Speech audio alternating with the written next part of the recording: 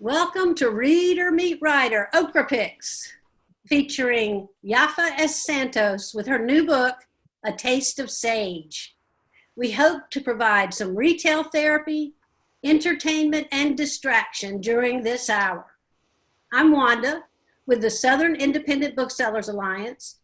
Now to today's writer. Yaffa S. Santos was born and raised in New Jersey. A solo trip to Dominican Republic in her teenage years changed her relationship to her Dominican heritage and sparked a passion for cooking and its singular ability to bring people together. Yaffa is a graduate of Sarah Lawrence College, where she studied writing and visual art. She has lived in New York, Philadelphia, Santo Domingo, and now lives in Florida with her family. Hello, Yaffa, and welcome. Thank you, Wanda. Thank you so much for having me today. Thank you so much for agreeing to be here. We're so excited to hear about you and your new book. Thank you. Thank you so much. So I would like to show the cover. This is A Taste of Sage. And A Taste of Sage is about Lumi Santana, who is a chef with a gift. She can perceive a person's emotions just by tasting their cooking. Despite being raised by a single mother who taught her that dreams and romantic love were silly fairy tales, she decides to take a chance and puts her heart and savings into opening a fusion restaurant in Inwood, Upper Manhattan. The restaurant offers a mix of the Dominican cuisine she grew up with and foods that she loves from all over the world. When, unfortunately, her restaurant is forced to close, she ends up taking a position as sous chef at a very traditional French restaurant called Dax in midtown Manhattan. And this restaurant is owned by Julien Dax, a celebrated chef known for his acid tongue as well as his brilliant smile. Lumi and Julien don't get along in the kitchen, and Lumi secretly vows to never taste his cooking. Little does she know that her resolve doesn't stand a chance against Julien's culinary prowess. It becomes more difficult as she goes on to not try his cooking, and when she does end up tasting his cooking, she's surprised by all the emotions that she finds there and how to reconcile that. At the same time, Julien has an obsessed secretary who's watching this whole thing go down and watching with gnashed teeth, I would say, and deliberating how to stop them from getting closer. So what inspired me to write the novel was I wanted to connect. Cooking is something that's become very important to me. It's a big part of my everyday life, and it's also become very healing to me. I grew up as a younger person, as a teenager, as a young adult. I had a lot of problems with food and eating, body image. That was a very unhealthy aspect of my life, and really what helped me heal was learning to cook and cook at home. So that's become something that, in a way, the writing of the book was an expression of that healing. And it turned out to be a way to combine with my favorite genre, because romantic comedy, that's always been my favorite genre and the one that I read the most widely in. So as I was looking to write a novel, because that was a separate goal, I wanted a way to combine cooking and food, because they're just something that has always spoken to me and I find to be a great source of healing. And also at the same time, my sister, who I'm close with, was in culinary school, and she was constantly telling me about the dramatics that were going on in the kitchen, the crying, the throwing things, the theatrics, and I was constantly surprised by this, and I just kept saying to myself, no, this can't be real. Somebody has to write a story about this. So it started to find its way into the novel. I would like to read a scene from A Taste of Sage, and then I'll talk a little bit more about what inspired me to write it. This is, for whoever might have the book on hand, it's chapter 4, page 19. Lumi gazed out over the Hudson, the twinkling lights on the other side of the river distracting her from her monumental headache. From the burned flan to the beef in the ropa vieja that refused to soften, she had never catered a wedding where so many things had gone wrong, just when she needed them to go right more than ever. Of course, it had to happen at the wedding of the most influential clients she'd ever had, famed violinist Oscar Rosario and renowned ballet dancer Carolina Urbaez. Hundreds of New York restaurateurs had coveted the gig, and yet it had gone to her because she was the only one Carolina trusted to pull off a perfect Dominican cake. At least that had gone right. She sidled up to the bar and gave a nod to the bespectacled bartender, who acknowledged her with a small wave. "I'll have a whiskey sour and a shot of Brugal," she said, and allowed her tired body to sink onto the cushioned seat. She stared down at the mirrored countertop, her amber skin and impeccably outlined brown eyes staring back at her. She had made peace with her long face a while back, but the counter mirror stretched it to almost comical proportions. Good. She could use a laugh the way things were going. "Had a hard day?" A husky male voice said too close to her ear. "Jesus Christ," she said. "I didn't see." Her voice trailed off as she came face to face with the most striking man she'd ever seen.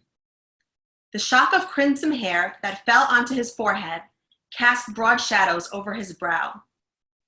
His eyes were a deep brown, and even his eyebrows were a bright shade of red. His eyelashes were red too, and longer than she would have expected a man's to be. A smattering of freckles dusted his nose and cheeks. She knew she'd seen him before somewhere, but she couldn't place him. "Yes, you could say that," Lumi said, willing herself to stop ogling his square jaw and trace her eyes on her drink, which the bartender had just set down on the gleaming countertop. She took a sip, feeling the stranger following her every move, and fixed her gaze on her glass until she felt him focus back on his own drink. A sideways squint revealed it was a bourbon on the rocks. A tiny metal fishhook caught her eye, and she noticed it was fixed to a black leather cord around his wrist. He took a swig, and after a moment, began to speak. "I can't believe I lost the gig to this caterer. Those beef strips were so overcooked I could have tied shoes with them," he said, shaking his head. Her shoulders dropped, and she willed herself not to reply. So much for setting a trend. "Honestly, I don't know why my friend Oscar would rather have one of these artsy, small-time caterers do his wedding than the preeminent French restaurant in Manhattan," he said with a snort. Lumi felt heat rising around her collarbone, and she took another sip of her drink before turning to him. "And what, you think you could have done better?" she asked him. The dinner may not have been perfect, but it was far better than most. Only a delicate palate would have been able to detect the errors after her labored fixes. And no matter how pouty his bottom lip, she did not trust this man's palate. A faint aroma of wood and vanilla emanated from his person, and she fought the urge to fan it away with her hand. "Think?" he asked. "I'm certain of it." His face was hard with smug assurance. "I could whip a horse with those beef strips." She looked at him askance. "Well, I'm sorry, but I don't serve beef that looks like it could be a prop in a horror film." The stranger studied her for a moment, his face neutral, and then he raised his hand to cover his mouth. "Oh my God, it's you," he whispered. She pressed her jaws together. "My stupid mouth." He flashed her an incandescent smile. Her heart slowed its angered rhythm as her eyes met his, until she remembered his rude comments. She pushed her chair back and slapped a few bills on the counter. An expression of alarm flashed over the stranger's features. "Wait, I didn't get your name." Lumi narrowed her eyes. "Just ask for the caterer. You know, the ones whose beef strips are used in horse training." She rushed down the hall that led from the bar to the ballroom, which was decorated with white roses and glittering mercury spheres. She grabbed the handle to the kitchen door and pulled it open. then tugged on her white coat and chef's hat as fast as she could. Her goal for the evening had been to make sure the Rosario Urbaez wedding went off without a hitch.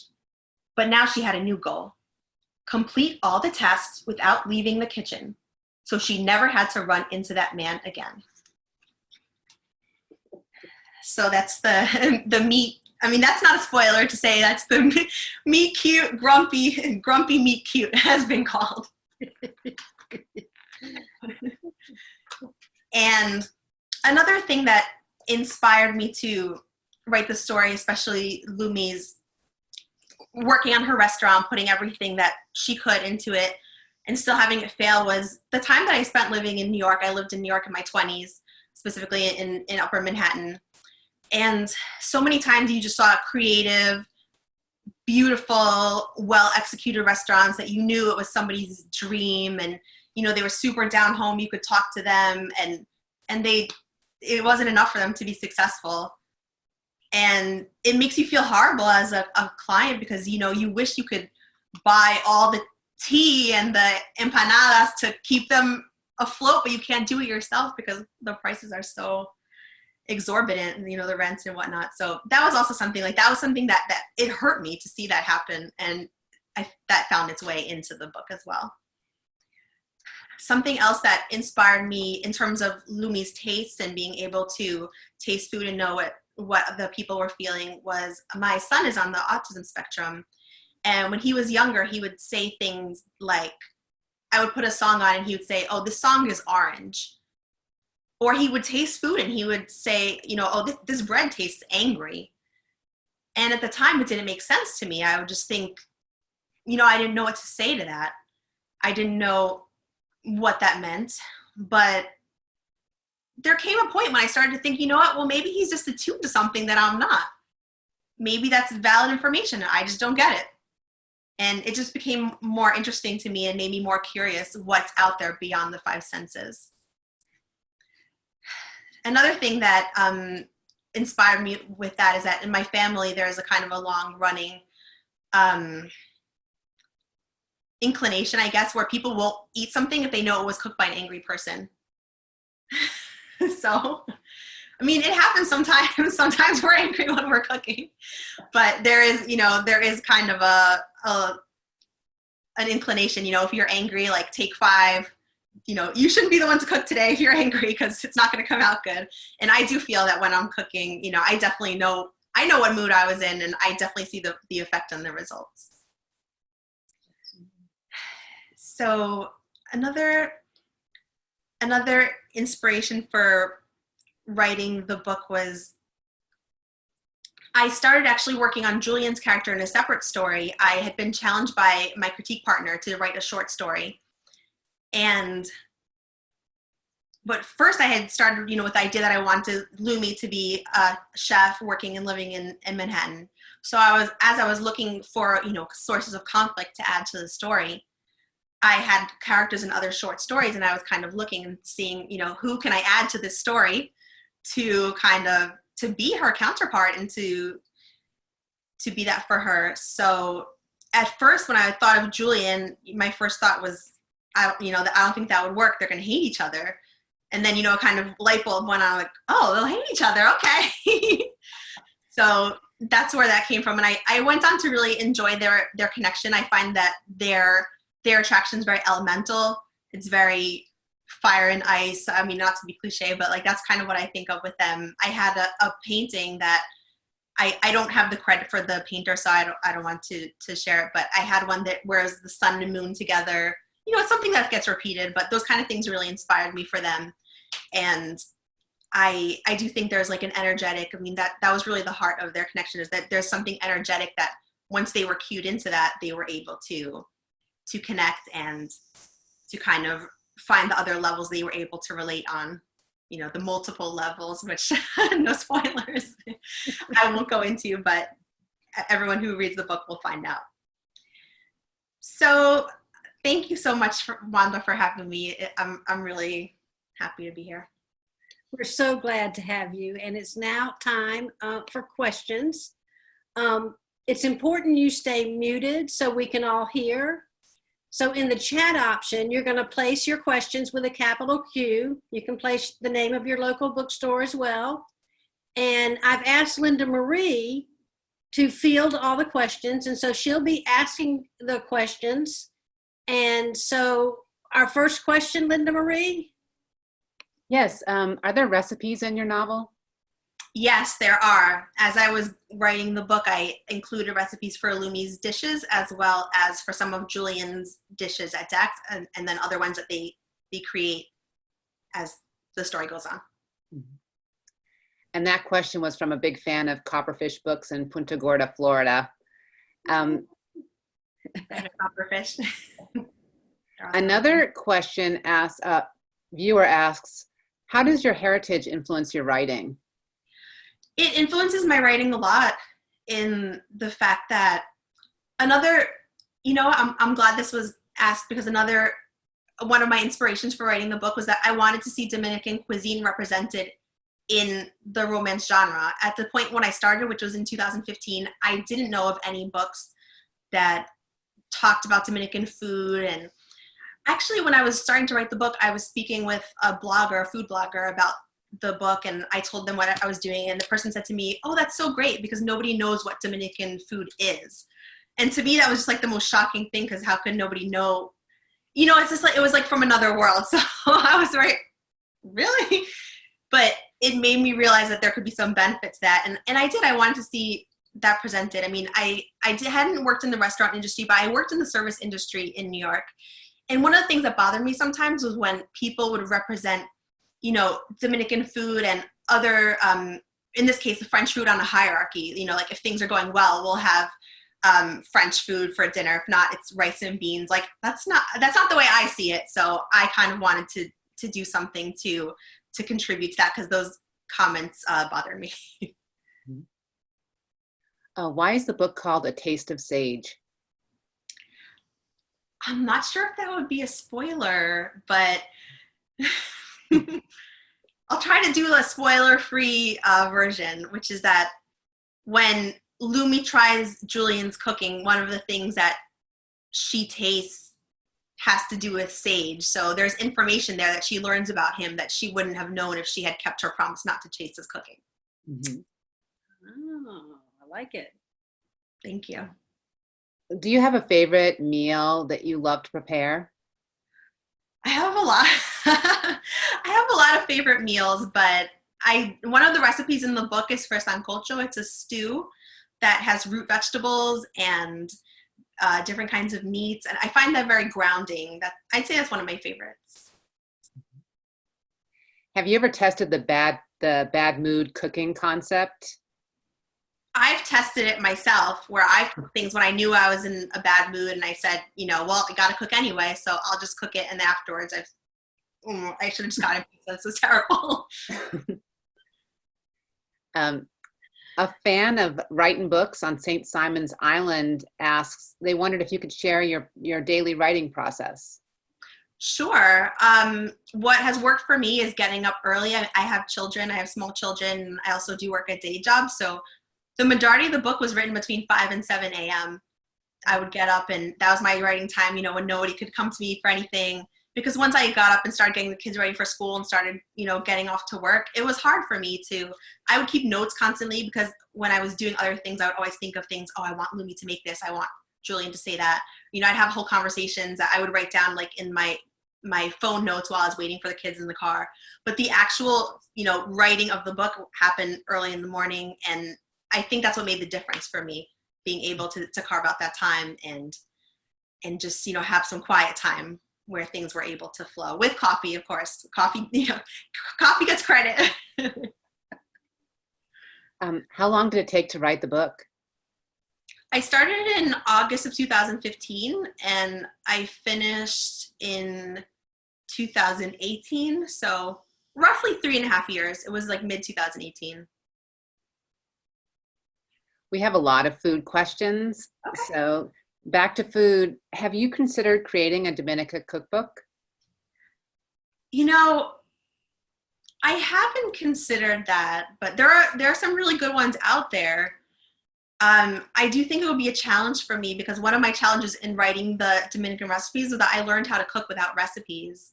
So I had to go and, like, for example, when I was writing the sancocho recipe, I had to, go fill up the pot, and then I would go and I'd take out the water. I'd be like, wait, how much water did I put in here? I didn't know. And I'm not a professional. I'm not a chef. I'm not like a recipe writer. So that's the way that I did it. It was trial and error. I just went and I would write, well, I put this much of meat. How much is that? I got a scale, or I got, more measuring tools where I could write, well, that's a pound and a half. I wouldn't have known because I would just say like, well, it's like 2 hands. I got, just throw it in. So that was pretty challenging, but I'm happy with how it came out. Mm-hmm. But I wouldn't be close to it in the future. Mm-hmm. Another viewer who teaches children with autism and she's a friend of Copperfish Books, asked, how does your son's comments help you understand what he is communicating to you based on your culinary experience? Well, he had a way, as he's gotten older and kind of been more in the school system, I feel like he's changed the kind of comments that he makes. But in general, he would make comments that would let us know how he was feeling and what he was thinking without saying directly. Like, for example, this is not a food comment, but there was a time, I do have a food example. I would ask him what he had for lunch, and he would ask me back, what did you have for lunch? But there was one day when I asked him, what did you have for lunch? And he told me dog food. And I was like, dog food? It turned out it was sloppy joes that they had at school that day. And I thought, well, actually, I kind of get where he's coming from. He wasn't too far off. Mm-hmm. So another time we had gone on a family trip, and we went to a hotel, and the first room that we got was dirty. We didn't like it. And, my husband and I were kind of discussing back and forth, what are we going to do? Are we going to complain? And he said to us, he hadn't said anything the whole time we were there, and he just said, Dad, don't talk too loud. You're going to wake up the roaches. That's his way of saying, I agree with you. The room's dirty, and I don't like it. And as soon as he said that, we were like, yep, no, he's right. Like, we can't stay here. Wow. Great. That's great. Do you have some favorite characters in your novel beyond the heroine? It's hard to say because, in a way, I connect with all of them, but I think I have a special place for Inés, who's the mother of Lumi, and Anailda, who's her aunt. I mean, they have a salon. They kind of go about their business. They're very unbothered. They make coffee on the hot plate. They like broke some flat irons. They make coffee on them, which I was, amazed the first time I saw a person doing. But at the same time, they're working through their issues, like on various levels of consciousness. Sometimes they're working through issues consciously. Sometimes they're really not open to that. So I connect with them. I loved writing them. Can you tell us about your experience getting your book published? Sure. I queried for about 2 years before I connected with my agent. And once I connected with my agent, she connected with the publisher, with my editor, Amber. It was about 3 months afterwards. So the querying was very long. The connecting with publisher was kind of shorter. And then from there, it was just editing, just editing. I don't even know how many times we edited it, but somebody asked me the other day if I had any advice, and I thought that one thing I would say to people who are working on a manuscript is don't ever tell yourself you're done. Until you see it like this stage, don't tell yourself you're done, because every time you think, oh, that's it, oh, wow, I'm done, you're not done. But that's good. Mm-hmm. Will you be writing a sequel, or will your next book be a standalone? I've thought about doing something in the same universe, but with new characters. And then I've also thought of doing something for Esme, who is Julien's receptionist that I mentioned earlier. Mm-hmm. I kind of have to see where where I am with things. I mean, one of the things that has concerned me is, you know, is it going to be happening in the present, in the future? And in the meanwhile, I figure that out, I'm reading. Some viewers would love to know what you're reading during the quarantine. Oh, I'm reading a book called Island Affair. It's by Priscilla Oliveras, and it just came out last month. Mm-hmm. Has the quarantine affected your writing? I would say it's affected my writing in the sense that I mentioned, in that I get to little details. For example, one thing I was talking about with another author the other day is, are people going to kiss with masks on? Like, are they going to kiss through a mask and then be like, oh, like, I think I like you, like, or, you know, like, we should, like, take our masks off. I mean, we don't know. We don't know how that's going to work. And there's so many things, like, these are the things I'm getting stuck on. Like, how is contemporary romance going to work with this situation? And I don't have an answer yet. Another viewer wondered how you came to settle in Florida. I have family here. I came here from North Carolina, actually. So I've been in the South for 4 years. But we came from North Carolina, and we'd been visiting family here while we lived there, and we just kind of fell in love with it. Also, the climate is more similar to Dominican Republic, so it's kind of easier in that sense. Is it challenging balancing your children and family and professional life with writing? It is. It is. I think that if anything, that waking up early, carving out time, that helped a lot, because I've been working on writing for a while, but I hadn't been able to complete anything. And I think part of it was that I didn't carve out that time. I just tried to do it when the inspiration hit, which didn't work for me, or when I had time, which was never. So really setting aside a part of the day that was kind of untouchable in that sense is what helped me get it done. A fan of Quail Ridge Books in Raleigh asks, are you part of a writing group, and do you benefit from that? Yes, absolutely. While I was writing this novel, I was in one writing group, and now I'm in two, actually, which has been great. Kind of connected with another group way after I was finished. But while I was doing this, I had done a contest on Twitter. It was called Revise Resub. Some might have heard of it. And I connected with a group of other contestants. This was about 3 years ago. And we made a group, and we started beta reading for each other. And it was really helpful. We started with about 20 members, and just having a group of people to compare ideas with and just to support each other also, it made a huge difference. Is it on? So do you have an online group going right now? Yes, it's still going on. Mm-hmm. Who are some of your favorite authors? The author that I mentioned before, Priscilla Oliveras, I love her writing. I started reading her a couple of years ago. Mia Sosa, who also came out with The Worst Best Man in February. Mm-hmm. She's hilarious, and I love her work too. I read recently a book by a writer named Angie Cruz. It's Dominicana, which came out in September of last year. And there's another author and a performance artist who's named Josefina Baez. I met her when I was in college, and we kind of stayed in touch, and her work really helped me in terms of coming back to what it was like to live in Upper Manhattan, because she writes a lot about the apartment building life and about like the blocks. And, you know, when I was living further south, but still kind of like remembering what it was like to live there, reading her work really helped me to connect with those feelings and those, you know, sights and sounds and smells of being in the neighborhood. Was there a certain moment in your life when you knew you wanted to be a writer? Well, when I was this sounds so corny, right? But when I was about 5 or 6 years old, I would ask my parents to get me a toy, and they'd say, if you want a toy, you have to earn it. We're not just going to buy you a toy. So my proposed way to earn it was to write a book. I wrote like a 5 to 6 page, the illustrations probably were like 80% of the page, and then the words are probably like 20% on the bottom. But that was my idea. I said, okay, if I have to do a job for you, I'm going to write a book. So I did these books, and that's how I would get toys.